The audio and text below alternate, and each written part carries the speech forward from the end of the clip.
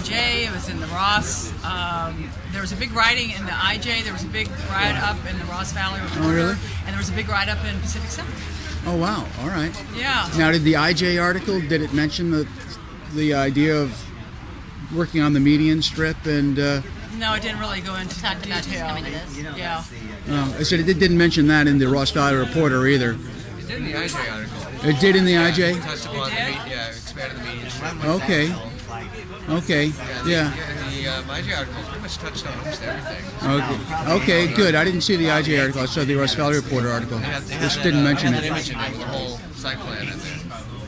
Oh. So it was a little small though. Huh. Wish I could have put it bigger. Huh. Okay. Big picture, Scott. No, I didn't see any. Is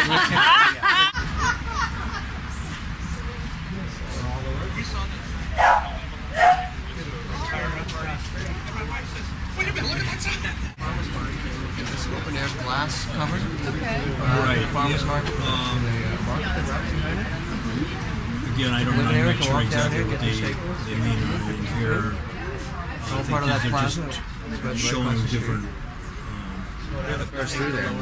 What we have a traffic engineer studying this, and what they're telling us is that the roundabout will improve the level of flow through there, even during those peak hours. And that's what they're studying for us. If it doesn't improve it, then if it makes it worse, then a roundabout won't go in. So we know what we want to do. The only way that roundabout goes in is if it improves the level of service of the traffic flow in it. That's what they're telling us. Yes, it does do that. So they've studied it in this configuration. And they have decided that it does improve circulation and it will make the traffic better? It improves it from Molinas Ave, it improves from San Anselmo Ave, and it doesn't make it worse from Surface to Straight. That's their decision. Okay. Huh. Could you show me both lanes of Surface District traffic before roundabouts? So they have So the grocery store license there.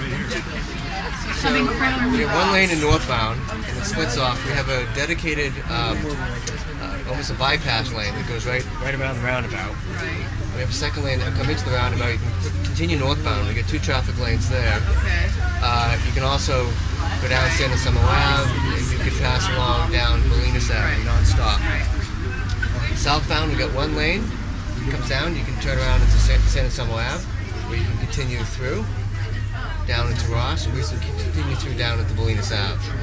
So if I'm over there to go southbound, I would be turning.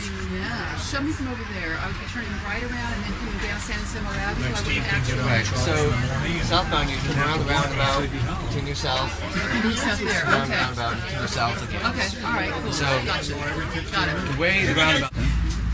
Well, I'd like to welcome everyone to the San Anselmo Southern San Anselmo Avenue Committee Visioning process. My name is Michael Rex. I'm an architect. I live here in town. I have an office in Sausalito, and I would like to start out with having members of our committee who are here introduce themselves. Scott, why don't you start off? My name is Scott Couture. I am also an architect, and I live in San Anselmo, and I have my office here in town also. And I'm very excited about what is going to happen to this end in order to bring more people into this as being a destination. And the plans that I've seen seem to enhance and transform what can happen here. Yeah, Peter Breen is a member of the Economic Subcommittee, and I've attended several of the meetings. We have obviously have an interest in this, so we're here to observe. And Judy? Yeah, I'm Judy House, one of the town council members, and I'm here to find out what this is all about. Great. We even got a Mill Valley council member. Stephanie Little Peters from Mill Valley here to learn. What do you want? And they actually invested $8,000 taxpayers' money, hired a professional facilitator, and sponsored 3 workshops last fall.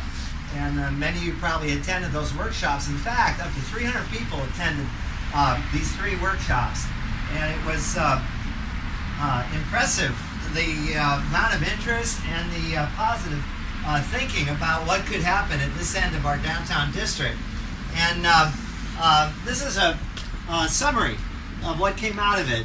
that Scott Couture put together. He looked at the notes and the worksheets from all 3 workshops, plus a summary that was prepared by the facilitator.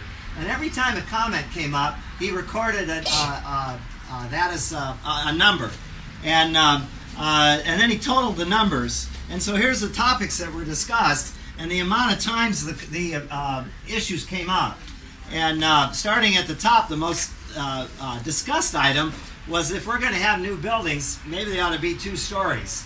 Everything at the north end of town is 2 stories except for the U.S. Bank building. So that was hot topic.